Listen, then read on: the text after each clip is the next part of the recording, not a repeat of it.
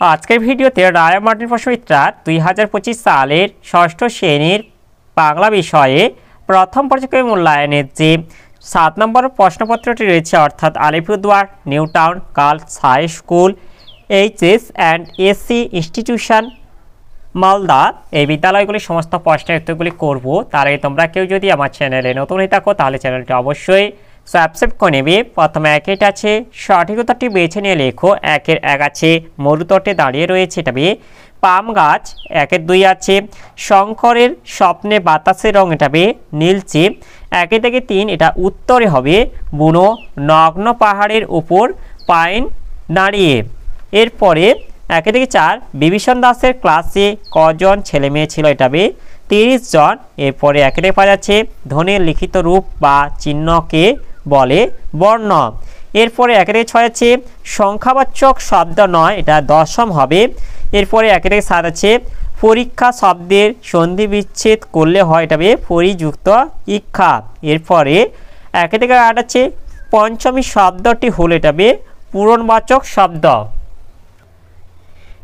এরপরে 2 দিকে আছে নিচের প্রশ্নগুলির একটি বাক্যে উত্তর দাও। 2 থেকে 1 আছে এই খোলামেলা পৃথিবীর সবচেয়ে বড় বই কে কথা বলেছে, এ কথাটি বলেছে বিভীষণ দাস মাস্টার মশাই। এরপরে 2 থেকে 2 আছে কেমন দিনে কবির সঙ্গে ঘাসফড়িংয়ের প্রথম দেখা হয়, এটা বে 1 ঝিরঝিরে বৃষ্টির দিনে কবির সঙ্গে ঘাসফড়িংয়ের প্রথম দেখা হয়।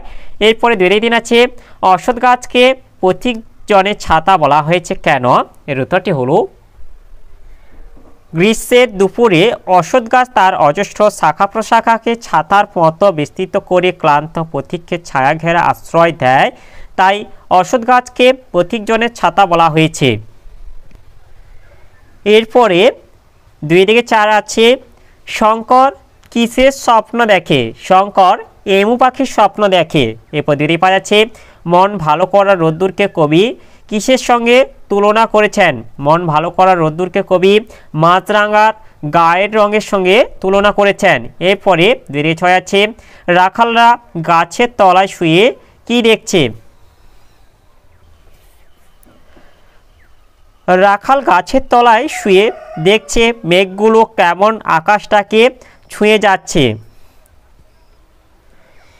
এরপরে 2 থেকে 7 আছে গরমের কষ্ট কমানোর জন্য বিড়াল কোথায় যেতে পরামর্শ দিল, গরমের কষ্ট কমানোর জন্য বিড়াল তিব্বত যেতে পরামর্শ দিল।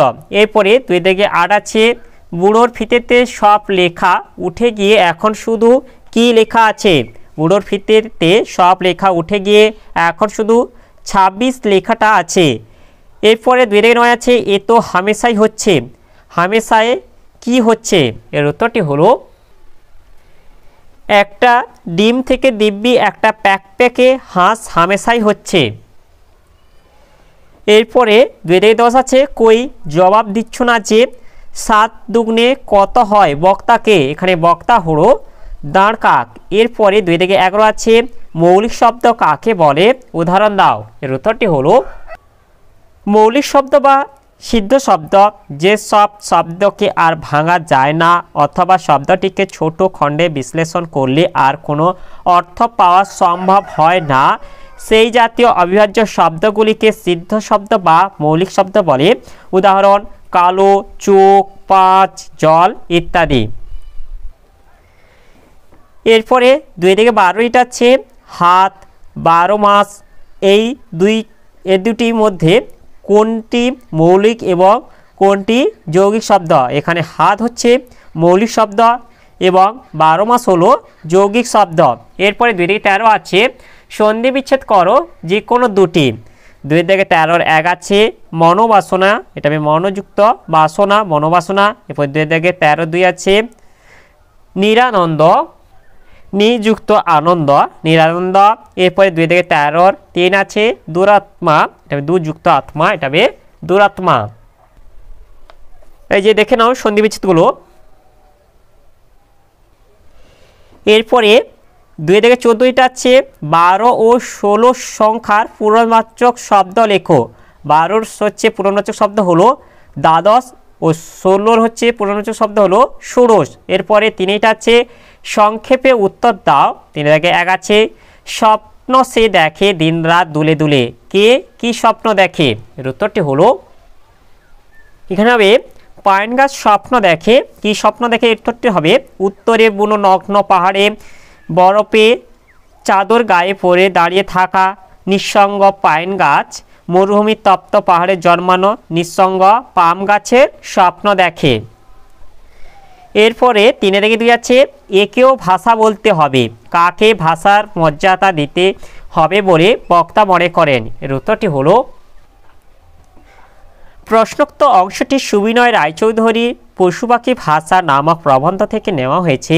প্রশ্নোক্ত উক্তিটি করেছেন ইউএন কাস্টং সাহেব। তিনি বলেছেন পশুরা শুধু শব্দের সাহায্যে কথা বলে না, নানা রকম ইশারাও করে।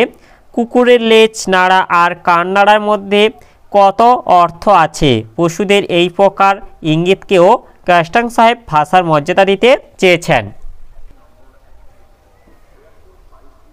এরপরে 3 থেকে 3 আছে তলাই ঘাসের গালচে খানি আদর করে পাতা, এ কথার মাধ্যমে কি বোঝানো হয়েছে?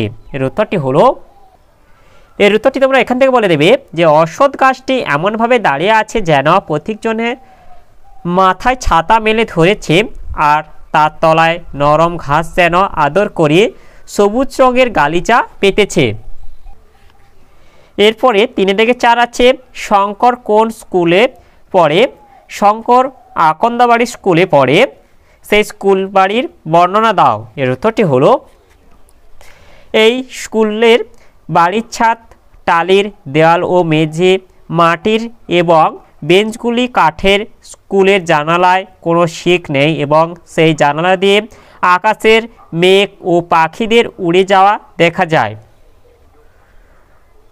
তাহলে আজকের ভিডিওতে আমরা ষষ্ঠ শ্রেণীর বাংলা বিষয়ে যে 7 দাগের প্রশ্নপত্রটি ছিল তা সম্পূর্ণ করলাম। আর তোমরা কেউ যদি আমার চ্যানেলটা এখনও সাবস্ক্রাইব করে রাখোনি তাহলে চ্যানেলটা অবশ্যই সাবস্ক্রাইব করে নেবে এবং ভিডিওটি ভালো লাগলে ভিডিওটিকে অবশ্যই লাইক, কমেন্ট ও শেয়ার করে দেবে।